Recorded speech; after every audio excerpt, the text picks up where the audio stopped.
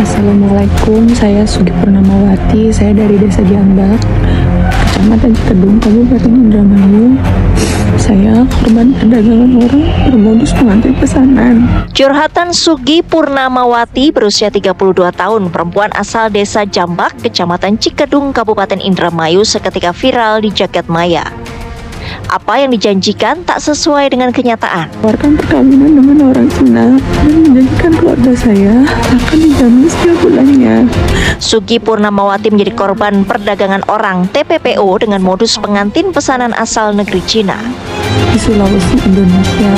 Di negeri Cina, janji-janji sang pengantin pria mulai dari kesejahteraan dan kebutuhan keluarganya malah tak kunjung terrealisasi. Bahkan korban diperlakukan kurang baik oleh sang suami. Keluarga di rumah. Akhirnya korban Sugi membuat rekaman video meminta tolong kepada Presiden Prabowo agar dirinya bisa pulang dan lepas dari jerat sang suami. Setelah rekaman video tersebut viral, Sugi berhasil kembali ke tanah air pada hari Minggu dini hari. Sebelumnya, Sugi melakukan nikah siri di Indonesia setelah diiming-imingi jika pengantin pria akan menjamin kesejahteraan keluarganya di Indramayu. DM di akun TikTok saya, akun TikTok yang bernama Sidel tuh DM saya, terus nawarin nikah sama orang Cina. Awal-awalnya kayak gitu, terus pertama saya hai dulu, nanyain status, nanyain kerja di mana, tinggal di mana, orang mana, terus mau nggak katanya nikah sama orang Cina. Terus nawarin udah punya rumah sendiri, udah punya gaji sendiri, terus keluarganya dijamin, semua keluarganya dijamin.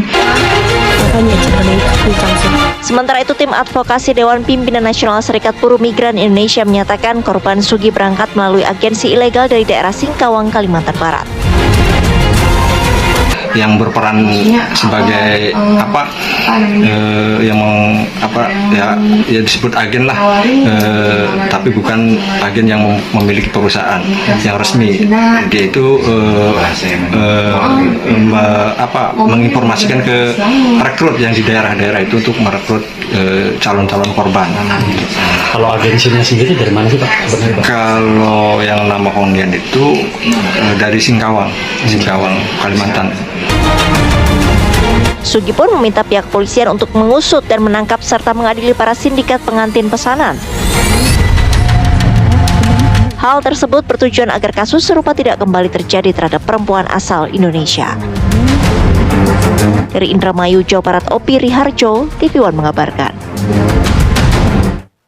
Pemirsa, Sugi Purnamawati menjadi korban tindak pidana perdagangan orang atau TPPO dengan modus pengantin pesanan asal negeri Cina. Untuk mengetahui seperti apa kasusnya, kita sudah terhubung langsung dengan Sugi Purnamawati. Selamat siang, Mbak Sugi. Selamat siang. Ya, Mbak Sugi, bisa diceritakan awal mula Mbak mengetahui bahwa Mbak ini sudah menjadi korban TPPO ini seperti apa? Karena saya udah ngerasa janggal ya, saya diperlakukan di sana tidak sesuai apa yang kayak yang dijanjiin waktu di Indonesia. Terus secara menikah juga tidak layaknya kayak seorang suami dengan istri. Jadi saya di sana nggak pernah dikasih nafkah, nggak pernah dikasih uang. Ditelantarkan, dibentak-bentak sama kalau misalkan dia mau melakukan hubungan suami istri selalu dipaksa gitu, nggak boleh nggak. Oke, baik. Mbak Sugi, ini kan kalau dilihat ya pelaku menggunakan modus pengantin pesanan asal Cina. Tapi Mbak Sugi, ini apa saja sebetulnya yang dijanjikan, Mbak? Ya, dijanjikan keluarga dijamin di Indonesia, terus boleh pulang ke Indonesia dan dibukakan usaha, boleh buka usaha di Indonesia. Terus dijanjiin kalau misalkan nikah di Cina itu nanti emas gelang kalungnya nanti dikasih di sana, kayak gitu. Ternyata juga kedua orang tuanya itu punya nanam saham di salah satu perusahaan di Indonesia di Sulawesi. Itu mereka bilangnya seperti itu pas di Indonesia. Omongan mereka itu semuanya manis. Iya, dan tapi pada kenyataannya pas sampai di Cina, omongan yang di Indonesia dan di Cina itu tidak ada, tidak sesuai seperti apa yang dibilang di Indonesia. Oke, Mbak Sugi, apa yang kemudian awalnya ini membuat Mbak Sugi percaya sama apa yang disampaikan oleh laki-laki ini? Padahal kan Mbak juga kalau dari cerita yang kami dapat baru pertama kali ya kenal dengan sosok laki-laki ini. Iya, ya karena ngiyakinin banget omongannya tuh, meyakinkan banget. Terus karena pada saat itu juga saya nggak pernah kepikiran bahwa bakal terjadi kayak gini, sama sekali nggak ada kepikiran. Bahkan negara Cina pun saya juga tidak tahu dan tentang Cina pun saya nggak pernah cari tahu karena memang nggak ada sama sekali kepikiran hal kayak gini gitu. Oke, baik Mbak. Tapi ini berapa lama Mbak tertahan di Cina? Sekitar mau 2 bulanan ya. Oh, cukup lama ya artinya. Oke, terus kembali ke Indonesia ini seperti apa Mbak? Kembali ke Indonesia juga butuh perjuangan juga, karena kan di sana kan saya sama sekali tidak dikasih uang, sedangkan saya juga harus menyelamatkan diri saya keluar dari rumah itu pun harus dengan biaya juga. Saya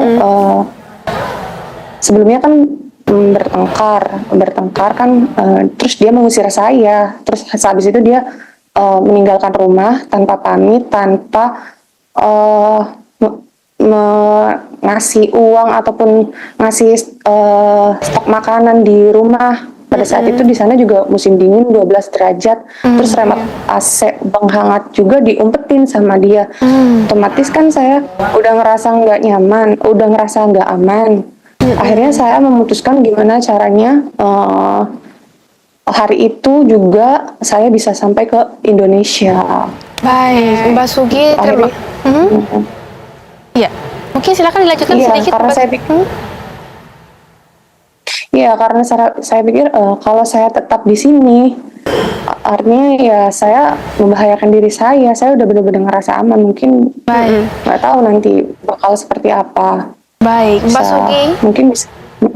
Ya, terima kasih banyak sudah bergabung bersama dengan kami dan juga menceritakan tadi ya mengalami pengalaman pahit di Cina, dan juga semoga kejadian ini tidak terulang lagi. Sehat selalu untuk Mbak Sugi. Terima kasih banyak. Selamat kembali beraktivitas.